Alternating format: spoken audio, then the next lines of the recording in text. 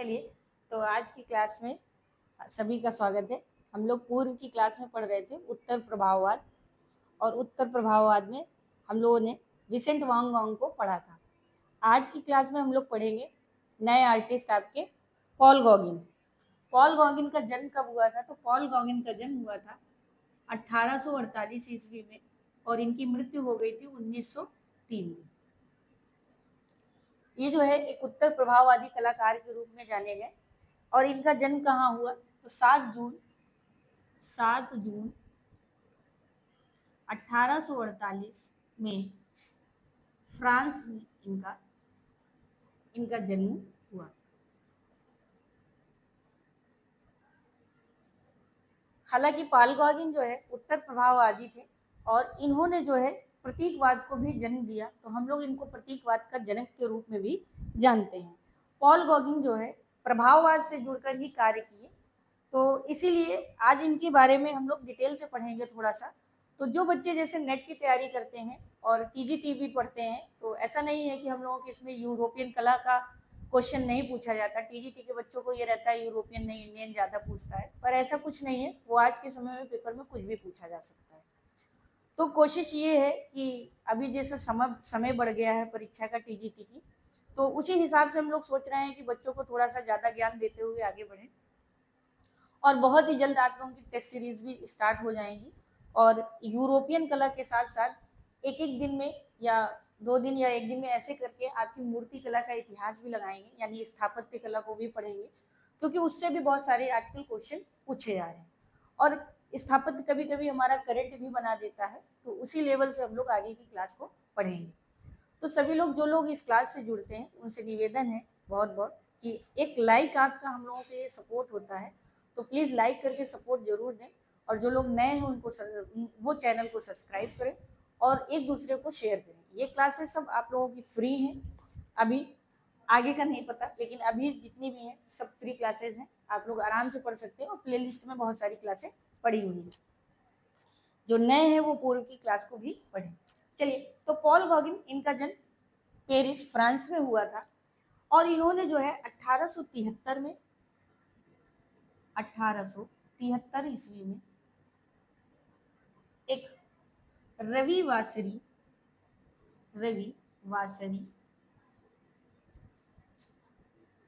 कलाकार के, या रविवासरी ऐसे लिख लीजिए, रविवासरी शौकिया कलाकार के रूप में, शौकिया कलाकार के रूप में चित्रण आरंभ किया।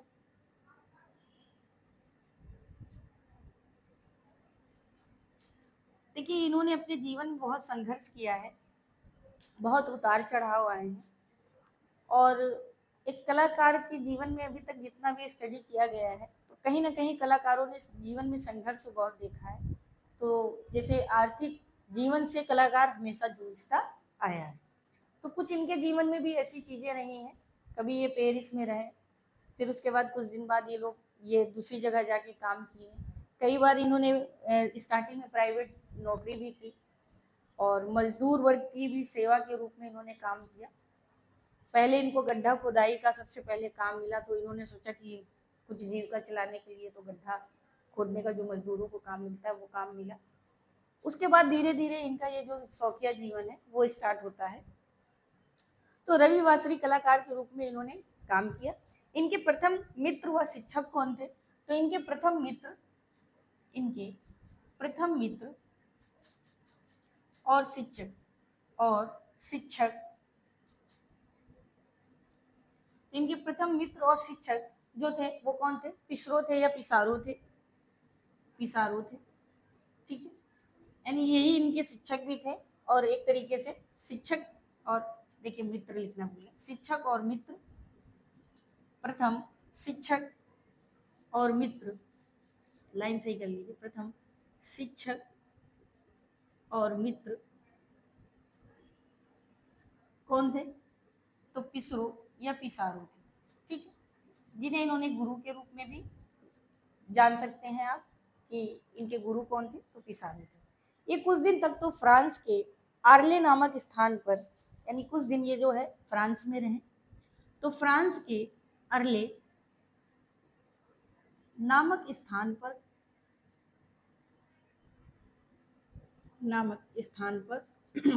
किसके साथ, अर्ले नामक स्थान पर अपने मित्र विसेंट वान गांग के साथ, अपने मित्र विसेंट वांग के साथ, रहे, लेकिन कुछ दिन में इनकी मित्रता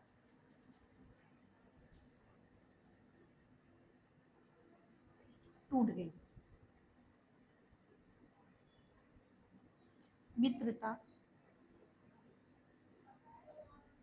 गई।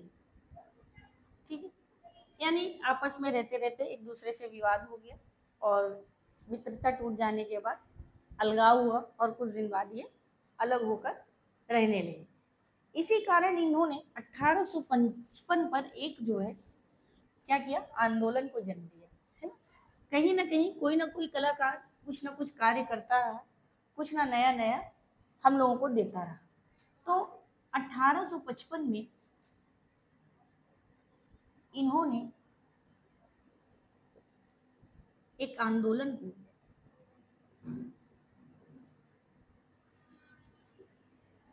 जन्म दिया, है ना। इनके इसी कार्य की वजह से जब उनसे अलग होकर ये दूसरी जगह यानी फ्रांस पहुंचे, फ्रांस में ही एक कला आंदोलन को आरंभ किया, जो कि क्या कहलाया, जो कि प्रतीकवाद कहलाया। क्या कहलाया, जो कि प्रतीकवाद कहलाया। ठीक है, किस आंदोलन को जन्म दिया इन्होंने, तो प्रतीकवाद कहा गया या प्रतीकवाद कहलाया। पॉल गॉगिन ने कला के क्षेत्र में नए नए आयाम प्रस्तुत किए, जिसमें प्रतीकवादी शैली जो थी यानी प्रभाववाद को ही इन्होंने क्या किया, प्रभाववाद को ही आधार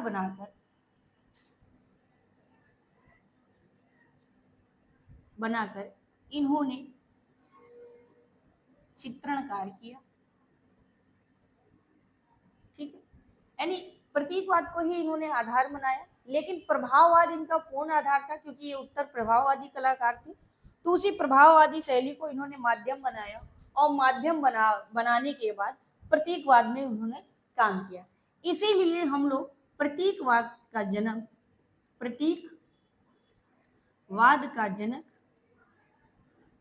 के रूप में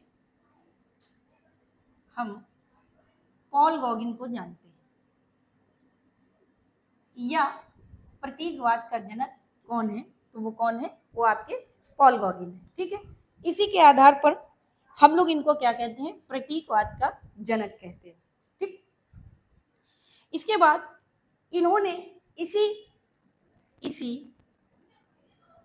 को आधार बनाकर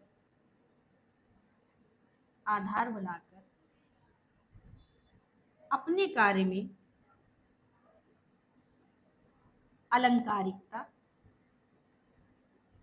ठीक है, अलंकारिकता और प्रतीकता को मुख्यता दी, और प्रतीकता को प्रमुखता दी। यानी प्रमुख आधार इनके चित्रण का अलंकारिकता और प्रतीक आदि रूप रहे, और उसी को आधार बनाकर इन्होंने चित्रण कार्य किया, जिस कारण अनुयायियों में पूर्ण रूप से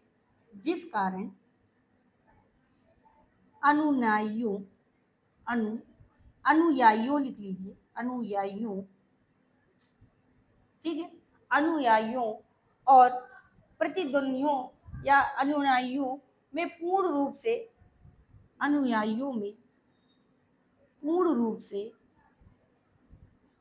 से प्रतिध्वनित हुई।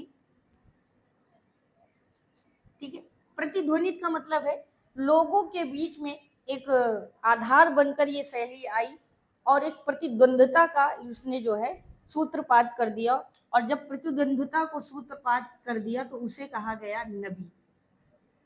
क्या कहा गया? नबी। ठीक है, क्या कहा गया? नबी कहा गया। ठीक, नबी का क्या अर्थ है? थोड़ा जगह लेंगे, इसलिए हम थोड़ा सा इरेज कर रहे हैं। आप लोग साथ साथ लिखते रहिए और क्लास को लाइक शेयर करते रहिए। तो जब प्रतीकवादिता के बाद इनके अनुयायियों ने जब अपने प्रतिध्वनित किया तो इन्होंने नबी को जन्म दिया, यानी नबीवाद को। और यही नबी का अर्थ क्या हुआ? इसका अर्थ हुआ आपका, क्या हुआ? नबी का अर्थ है नबी का अर्थ है धर्मदूत। ठीक है, नबी वैसे ये शब्द कैसा है? तो ये हिब्रू, ठीक है, हिब्रू का जो है शब्द है भाषा का, यानी हिब्रू भाषा होती है उस भाषा का शब्द है ये हिब्रू, यानी नदी, ये हिब्रू शब्द जो है आपका कहलाता है। ठीक है, और नबी जो है, नबी का अर्थ क्या है? तो नबी का अर्थ है धर्मदूत, धर्मदूत या हम इसी को कहते हैं पैगंबर। क्या कहते हैं? पैगंबर। ठीक है, नबी का अर्थ है धर्मदूत या पैगंबर। जब नबी कलाकारों में, यानी ये एक नबी कलाकारों का क्या हो गया? नबी कलाकारों का एक ग्रुप हो गया एक तरीके से मान। ठीक है, यानी इस ग्रुप को इन्होंने जन्म दे दिया अपने प्रतीकवादिता के कारण, और जो कि नबी नाम से जाना गया, जो कि हिब्रू भाषा का था, और धर्म दूत या पैगंबर उसका अर्थ था। उसी श्रेणी में ये नबी कलाकार कहलाए, नबी कलाकार कहलाए, यानी कि हम पॉल गॉगिन को नबी कलाकार भी कह सकते हैं। लेकिन नबी कलाकार जो मुख्य कलाकार के रूप में हम जानते हैं, मुख्य कलाकार, तो मुख्य कलाकार कौन है? तो नबी कलाकारों में मुख्य कलाकार आपके हैं कौन? तो वो हैं आपके पियरे बुन्नार। कौन है? पियरे बुन्नार। ये आपके प्रमुख, यानी जैसे होता है ना कि किसी वाद को प्रमुख रूप से उद्भव में लेके आए, तो उस कलाकार को हम लोग प्रमुख रूप में जानते हैं। तो वो थे आपके पियरे बुन्नार। लेकिन नबी कलाकारों की श्रेणी में पॉल गॉगिन को भी हम जानते हैं, क्योंकि इन्होंने इसमें भी काम किया है। अब कुछ हम इनकी जो है चित्रों की तरफ बढ़ेंगे। इन्होंने जो चित्र बनाए हैं उसकी बात करेंगे, उसकी शैली और पद्धति की बात। तो पॉल गॉगिन ने 1895 में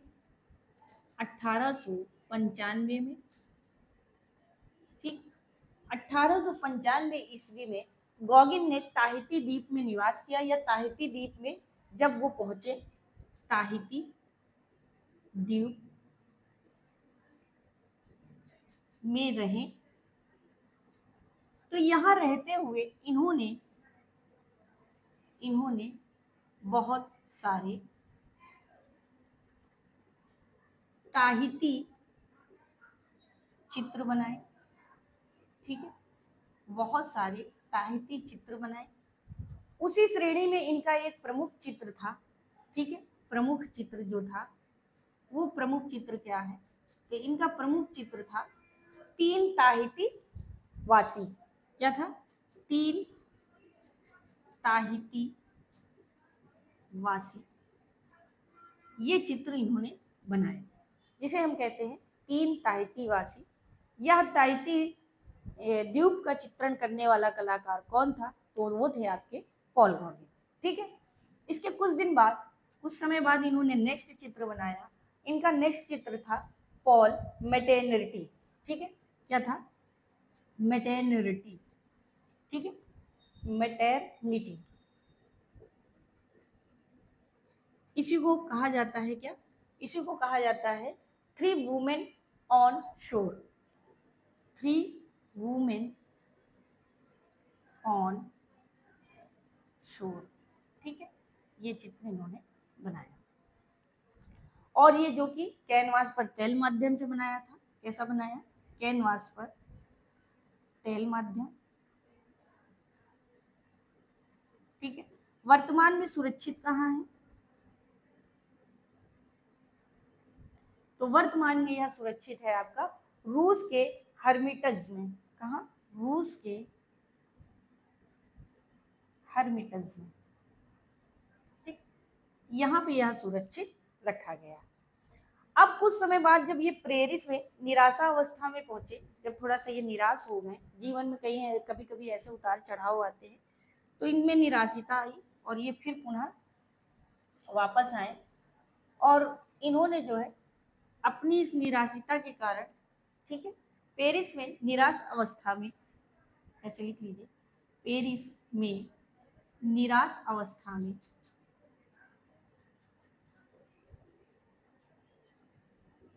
इन्होंने अपना प्रसिद्ध चित्र बनाया।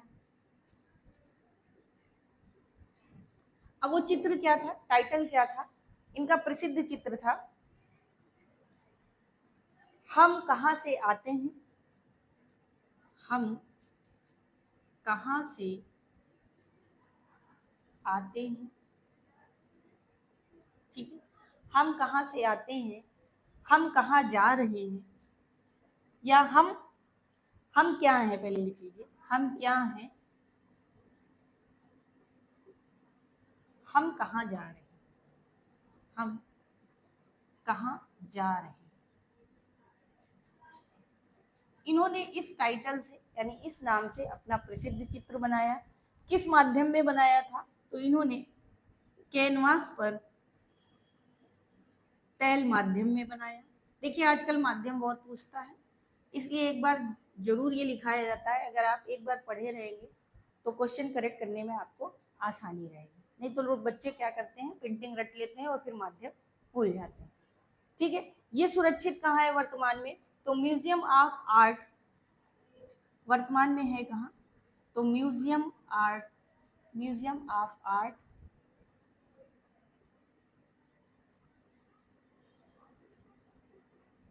बोस्टन में, ठीक है, म्यूजियम ऑफ आर्ट बोस्टन में यह संग्रहित रखा गया है। तो प्लीज जो लोग क्लास को देखते हैं, मैं एक बार पुनः सबको रिमाइंड कराती हूँ, तो प्लीज देखते देखते इस क्लास को एक बार लाइक करें, और जो लोग क्लास से जुड़ते हैं वो क्लास को पूरा देखना चाहे या नहीं चाहते हैं तो कोशिश करिए पूरा देखिए। कभी कभी होता है स्टार्टिंग देखते हैं तो समझ में नहीं आता, लेकिन हो सकता है आगे आपके काम की चीजें हों। इसके बाद इनका सबसे सुप्रसिद्ध चित्र जो बहुत ज्यादा पूछा जाता है वो है पीला ईशा, ठीक है, क्रॉस पर इन्होंने ग्रामीण क्षेत्र में इसको दिखाया है, मतलब ग्रामीण रूप दिखाकर, ठीक है, किस माध्यम में बनाया है, तो तैल माध्यम में बनाया है कैनवास पर, ठीक है, पीला ईसा इनका बहुत प्रसिद्ध है। इसके बाद इन्होंने 1894 में एक बहुत अच्छा प्रसिद्ध इनका चित्र बनाया था, ठीक है, उसको पढ़ते हैं। एक प्रसिद्ध चित्र बनाया था 1894 ईस्वी में, किस नाम से बनाया था, ओवरी, किस नाम से, ओवरी। ये ओवरी क्या है, तो ओवरी जो है ताहितिन गौगिन पौराणिक कथाएं हैं, क्या है, ताहिती गौगिन की पौराणिक कथाएं, ठीक है, जो कथाएं हैं उनमें जो उनमें जो ओवरी है वो शोक की देवी, क्या है, ओवरी शोक की देवी है, उसी का इन्होंने चित्रण किया। और वर्तमान में ये कहाँ सुरक्षित है, तो मीशी द ओरसाया में, वर्तमान में म्यूसी द ओरसाया में सुरक्षित। देखिए बहुत ध्यान से पढ़िए, बच्चों को हल्का लगता है, लेकिन जब नेट का एग्जाम होता है तो सबकी हवा बिगड़ जाती है कि आखिर पूछा कहाँ से। इसीलिए कोई भी ज्ञान या कोई भी चीज पढ़िए तो पूर्णता पढ़ने का प्रयास करिए अगर आपके पास समय है। चलिए, तो ये इनके कुछ प्रसिद्ध चित्र थे। अब एक नज़र में इनके जो चित्र बचे हैं अन्य जो इन्होंने बनाए हैं उसकी चर्चा कर लेते हैं आज की क्लास में, और यहीं पे इसको रोकेंगे। तो इनके अन्य चित्र जो बचे हुए हैं उनको देख लेते हैं। पहला है वेटरनिटी, हालांकि मैंने पहले लिखा दिया है, ठीक है। नेक्स्ट है इनका चित्र रखवाला, हम मेरी का स्वागत करते हुए, ठीक है, हम मेरी का। नेक्स्ट है हम मेरी का स्वागत करते हुए, ठीक। नेक्स्ट है इनका रखवाला, ठीक। इनका नेक्स्ट है आम के मंजर के साथ ताहिती महिलाएं, आम के मंजर के साथ ताहिती महिला। देखिए, बहुत जल्दी कोशिश है मेरी कि हम आप लोगों को लाइव क्लासों से जोड़ें, ये मेरा प्रयास है। और कुछ दिन क्लास ना होने का कारण था मेरी खुद की एक एग्ज़ाम लगा होने की वजह से। अब एग्ज़ाम से हम खाली हो गए हैं, तो डेली आपकी क्लासें मिलेंगी और हिंदी की भी क्लासें टेस्ट सीरीज अब कल से स्टार्ट हो जाएगी। सो प्लीज़ आप लोग क्लास को लाइक शेयर सब्सक्राइब करते रहिए। अब नोट करके एक बात लिख लीजिए, आज की क्लास में लास्ट ये है कि गॉगिन की कला से ही फ्रांस में, गॉगिन की कला से ही फ्रांस में एक नए वाद का जन्म हुआ।